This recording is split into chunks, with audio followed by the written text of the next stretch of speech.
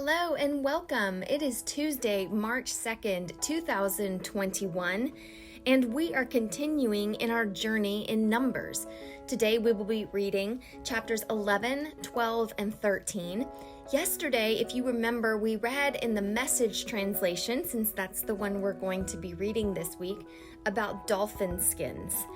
And I did some research for you guys and learned that dolphins were actually prevalent in the Mediterranean Sea and the Red Sea.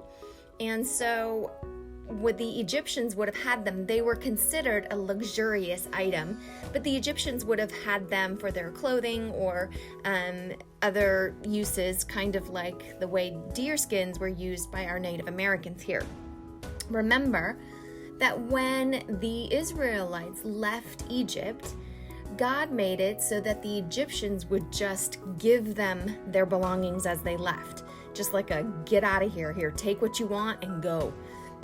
And so the Israelites would have received these dolphin skins upon their exit out of Egypt.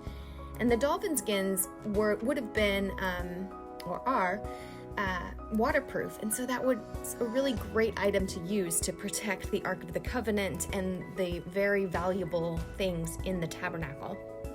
So that's just a little tidbit of information that I found out for you guys and wanted to share with you before we began. So where we are in this part of the Bible is the Israelites are leaving Mount Sinai. They've been there for about a year. God has been preparing them, sharing his commandments, his rules, the way he wants things done, and they've been really good about following his commands. And so now they're going to set off and march into the promised land that God has been planning for them to take. It's the land of Canaan, the land flowing with milk and honey. So let's get into it. My name is Bria Doan, and this is Fit Shore Ministries. I'm so excited to have you guys here today and to be sharing these 3 chapters with you. So let's get going. Numbers chapter 11. And remember, we are in the Message translation this week. The people fell to grumbling over their hard life. God heard. When he heard, his anger flared. Then fire blazed up and burned the outer boundaries of the camp. The people cried out for help to Moses. Moses prayed to God, and the fire died down. They named the place Taberah, blaze, because fire from God had blazed up against them. The misfits among the people had a craving, and soon the people of Israel whined, "Why can't we have meat? We ate fish in Egypt and got it free." To say nothing of cucumbers and melons, the leeks and onions and garlic. But nothing tastes good out here. All we get is manna, manna, manna. Manna was a seed-like substance with a shiny appearance like resin. The people went around collecting it and ground it between stones or pounded it fine into a mortar. Then they boiled it in a pot and shaped it into cakes. It tasted like a delicacy cooked in olive oil. When the dew fell on the camp at night, the manna was right there with it. Moses heard the whining, all those families whining in front of their tents. God's anger blazed up. Moses saw that things were in a bad way. Moses said to God, "Why are you treating me this way? What did I ever do to deserve this? Did I conceive them? Was I their mother? So why dump the responsibility of this people on me? Why tell me to carry them around like a nursing mother, carry them all the way to the land you promised to their ancestors? Where am I supposed to get meat for all these people who are whining to me? Give us meat. We want meat. I can't do this by myself. It's too much. All these people. If this is how you intend to treat me, do me a favor and kill me. I've seen enough. I've had enough. Let me out of here." God said to Moses, "Gather together 70 men from among the leaders of Israel, men whom you know to be respected and responsible. Take them to the tent of meeting. I'll meet you there. I'll come down and speak with you. I'll take some of the Spirit that is on you and place it on them. They'll then be able to take some of the load of this people. You won't have to carry this whole thing alone. Tell the people, consecrate yourselves. Get ready for tomorrow when you're going to eat meat. You've been whining to God, we want meat, give us meat. We had a better life in Egypt. God has heard your whining, and He's going to give you meat. You're going to eat meat, and it's not just for a day that you'll eat meat, not 2 days, or 5, or 10, or 20, but for a whole month. You're going to eat meat until it's coming out of your nostrils. You're going to be so sick of meat that you'll throw up at the mere mention of it. And here's why. Because you have rejected a God who is right here among you, whining to His face, "Oh, why did we ever have to leave Egypt?" Moses said, "I am standing here surrounded by 600,000 men on foot, and you say I'll give them meat every day for a month? So where's it coming from? Even if all the flocks and herds were butchered, would that be enough? Even if all the fish in the sea were caught, would that be enough?" God answered Moses, "So do you think I can't take care of you? You'll soon see enough whether what I say happens for you or not." So Moses went out and told the people what God had said. He called together 70 of the leaders and had them stand around the tent. God came down in a cloud and spoke to Moses and took some of the Spirit that was on him and put it on the 70 leaders. When the Spirit rested on them, they prophesied, but they didn't continue. It was a one-time event. Meanwhile, 2 men, Eldad and Medad, had stayed in the camp. They were listed as leaders, but they didn't leave the camp to go to the tent. Still, the Spirit also rested on them, and they prophesied in camp. A young man ran and told Moses, "Eldad and Medad are prophesying in camp." Joshua, son of Nun, who had been Moses' right-hand man since youth, said, "Moses, Master, stop them." But Moses said, "Are you jealous for me? Would that all God's people were prophets? Would that God put His Spirit on all of them?" Then Moses and the leaders of Israel went back. Then Moses and the leaders of Israel went back to the camp. A wind set in motion by God swept quails in from the sea. They piled up to a depth of about 3 feet in the camp and as far out as a day's walk in every direction. All that day and night and into the next day, the people were out gathering quail, huge amounts of quail. Even the slowest person among them gathered at least 60 bushels. They spread them out all over the camp for drying. But while they were still chewing the quail and had hardly swallowed their first bites, God's anger blazed out against the people. He hit them with a terrible plague. They ended up calling the place Kibroth Hattaavah, graves of the craving. There, they buried the people who craved meat. From Kibroth Hattaavah, they marched on to Hazeroth. They remained at Hazeroth. Miriam and Aaron talked against Moses behind his back because of his Cushite wife. He had married a Cushite woman. They said, "Is it only through Moses that God speaks? Doesn't He also speak through us?" God overheard their talk. Now the man, Moses, was a quietly humble man, more so than anyone living on earth. God broke in suddenly on Moses and Aaron and Miriam, saying, "Come out, you 3, to the tent of meeting." The 3 went out. God descended in a pillar of cloud and stood at the entrance to the tent. He called Aaron and Miriam to him. When they stepped out, he said, "Listen carefully to what I am telling you. If there is a prophet of God among you, I make myself known to him in visions. I speak to him in dreams. But I don't do it that way with my servant Moses. He has the run of my entire house. I speak to him intimately, in person, in plain talk without riddles. He ponders the very form of God. So why did you show no reverence or respect in speaking against my servant, against Moses?" The anger of God blazed out against them, and then he left. When the cloud moved off from the tent, Miriam had turned leprous, her skin like snow. Aaron took one look at Miriam, a leper. He said to Moses, "Please, my master, please don't come down so hard on us for this foolish and thoughtless sin. Please don't make her like a stillborn baby coming out of its mother's womb with half its body decomposed." And Moses prayed to God, "Please, God, heal her.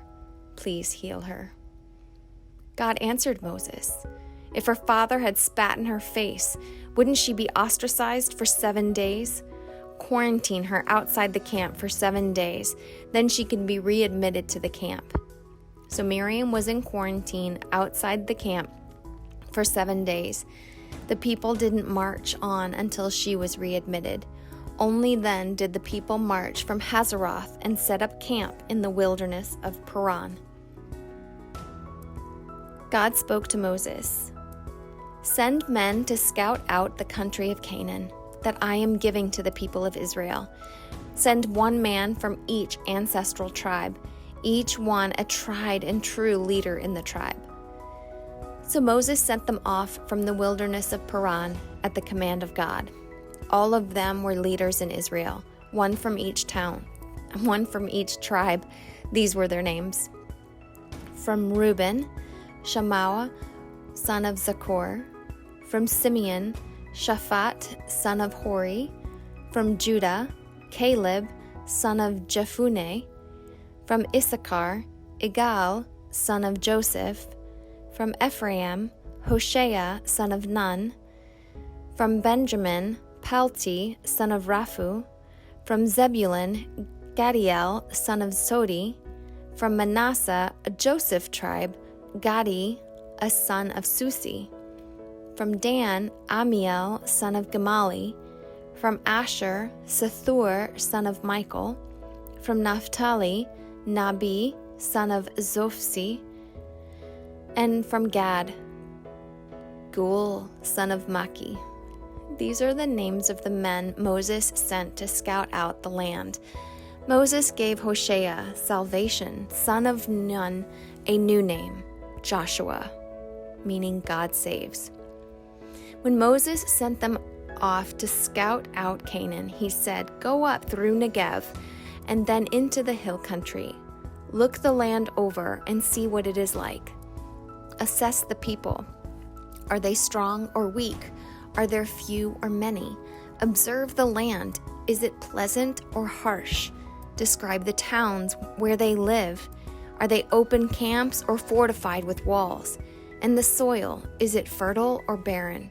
Are there forests? And try to bring back a sample of the produce that grows there. This is the season for the first ripe grapes." With that, they were on their way. They scouted out the land from the wilderness of Zin as far as Rahab, toward Lebo Hamath. Their route went through the Negev desert to the town of Hebron. Ahiman, Sheshai, and Talmai, descendants of the giant Anak, lived there. Hebron had been built 7 years before Zoan in Egypt. When they arrived at the Eshcol Valley, they cut off a branch with a single cluster of grapes. It took 2 men to carry it, slung on a pole. They also picked some pomegranates and figs.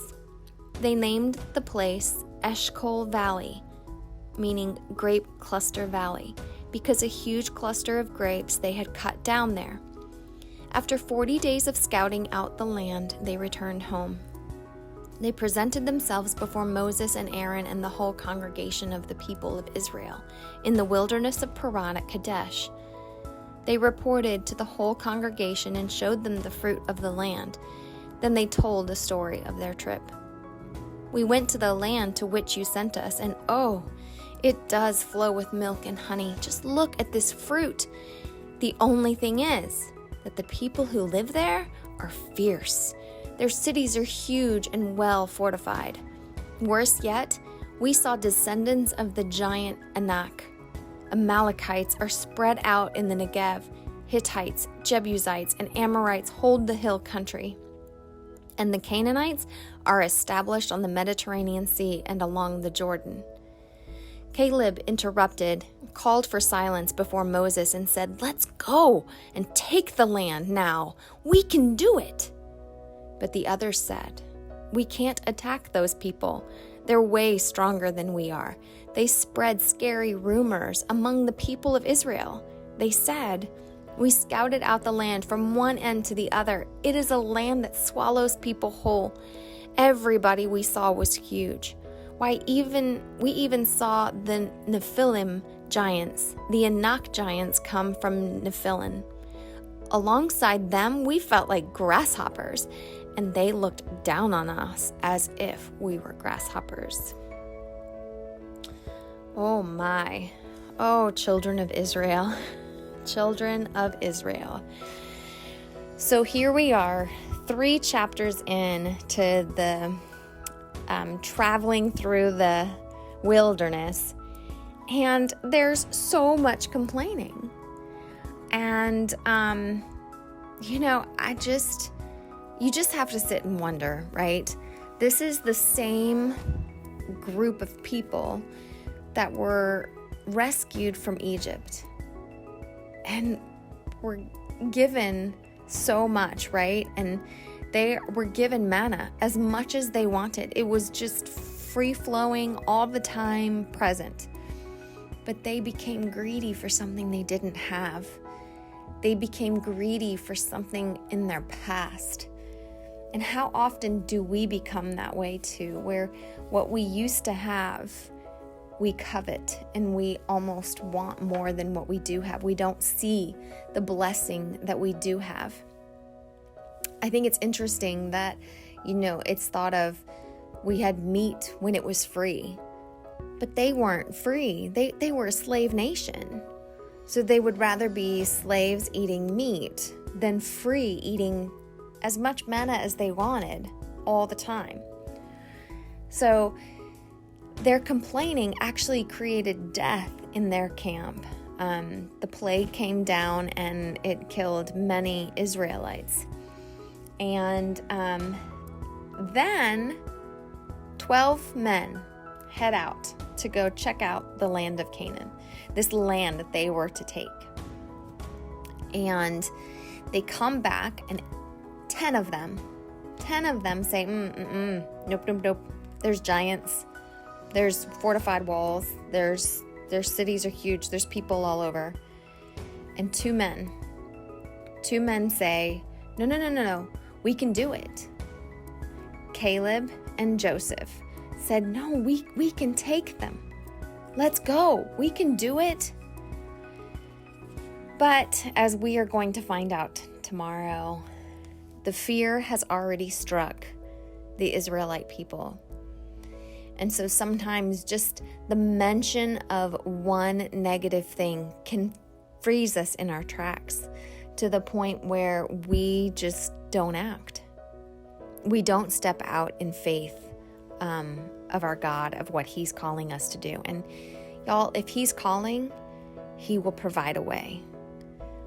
And it's so saddening. I mean, I don't know what I would have been like back then either, but it's very sad to hear that after everything that God did for them, after everything they witnessed, from the parting of the sea to, manna falling from the sky, and they still complain and don't think that they can take a land after there's quail flying all around and they're eating quail for a month. Like, God provides. And that they couldn't see that and live in that place and know that He would deliver them from those giants.